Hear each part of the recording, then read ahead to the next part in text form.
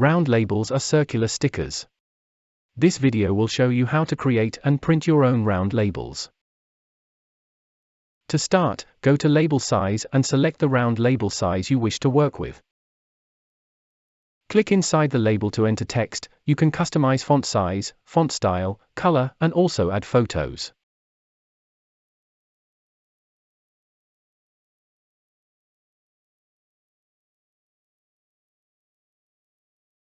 Once you're done with your design, go to Print to print your labels.